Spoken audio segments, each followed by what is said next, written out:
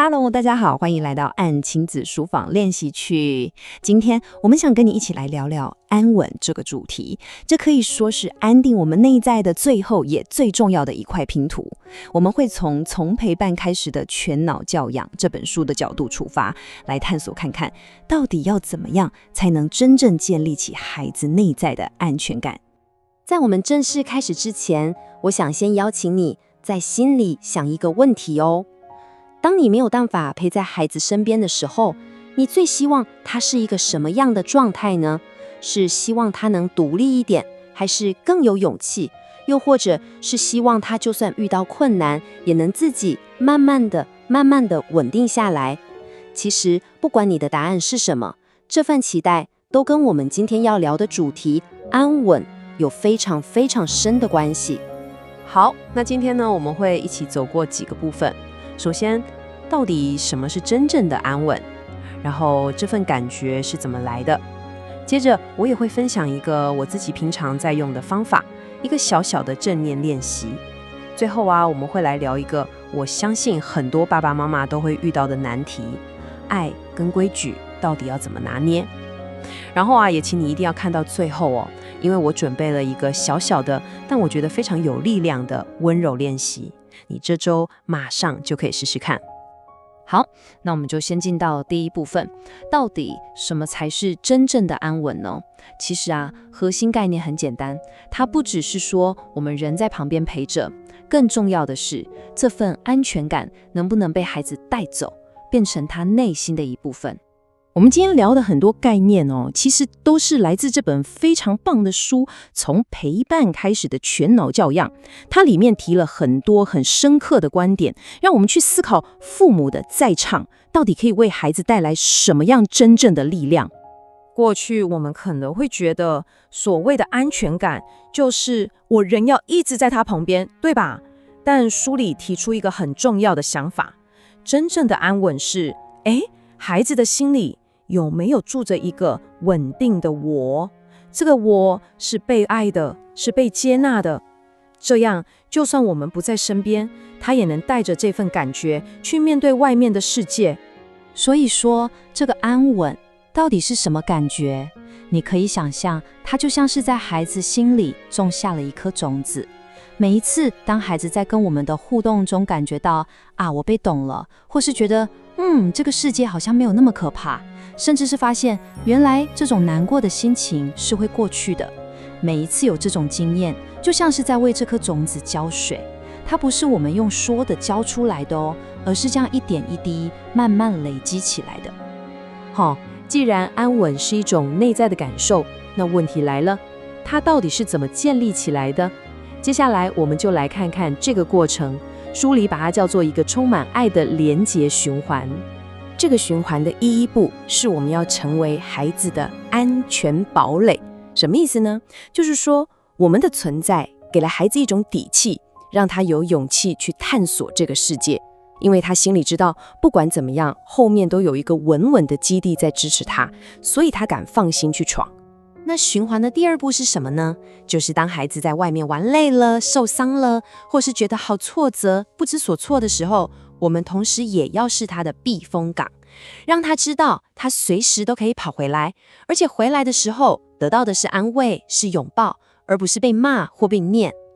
我觉得这句话真的说得太好了，它完全点出了整个概念的核心。他说，我们的目标不是让孩子依赖你，而是让他知道他可以依靠你。这两个词听起来很像，但其实差很多。依赖可能会让孩子变得软弱，但可以依靠的感觉反而会让他变得更勇敢。所以你看，这个一下子出去探索，一下子又回来充电的循环，其实就是在孩子心里慢慢建立起一个很重要的东西。心理学上有个名词叫做内在运作模式。你可以把它想象成像是孩子心里的一套作业系统。这套作业系统呢，基本上决定了孩子怎么看待3件大事。第一，他怎么看自己？我这个人值得被爱吗？第二，他怎么看世界？外面的挑战我应付得来吗？第三，他怎么看关系？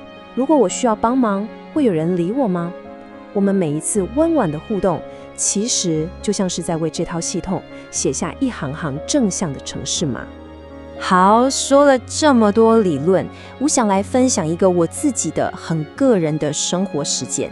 大概从我孩子3岁多的时候吧，我就开始试着把一些正念的概念带进我们的日常互动里，希望能帮助他建立起那份内在的稳定感。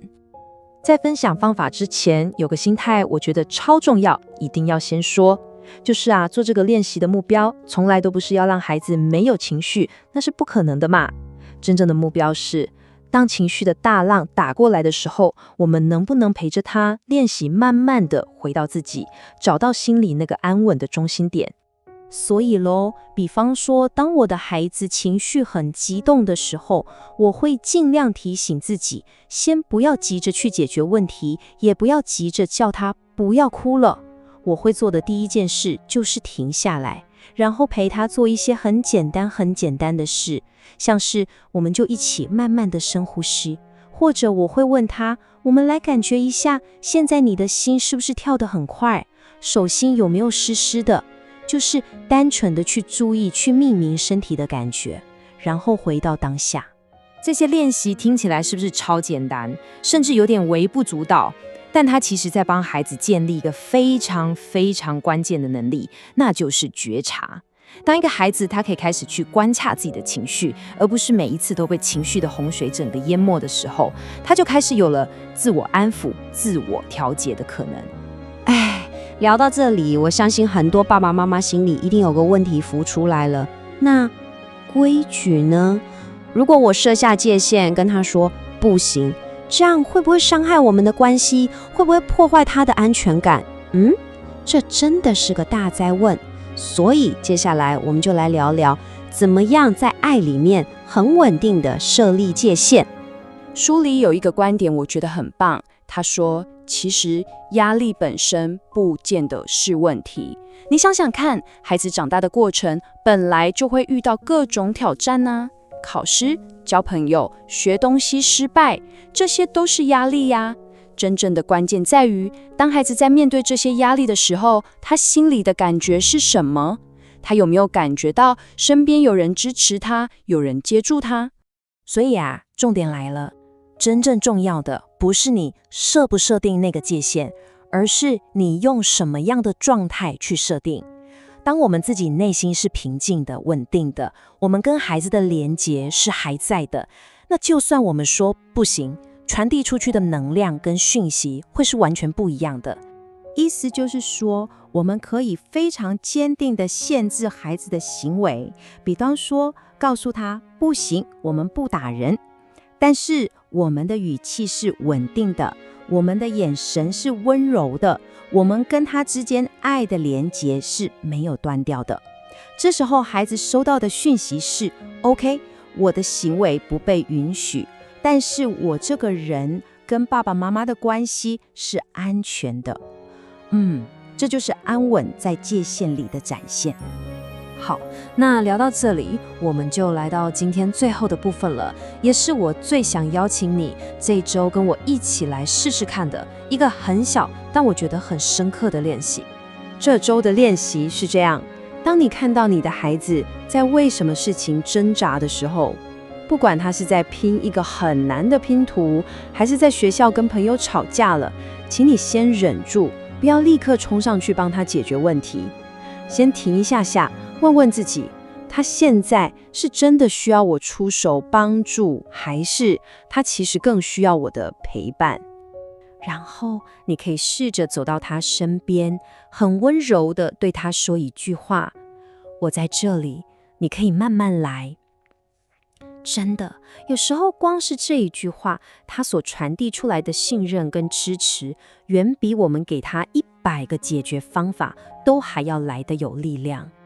最后，让我们再回到一开始的那个问题：当你不在孩子身边的时候，你最希望他拥有什么样的能力？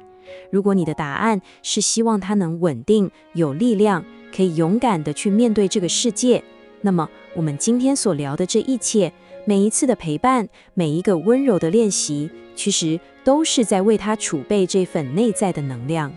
因为陪伴的最终目的从来就不是要孩子一直依赖我们，而是要让他的心里长出安顿自己的力量。如果今天的分享对你有一点点触动的话，也很欢迎你在下面留言，跟我们分享看看你最希望孩子长大后成为一个什么样的人呢？我是Ann，在Ann亲子书房练习曲，我们陪你一起练习，把安稳种进孩子的心里。也别忘了订阅我们，我们下次见喽。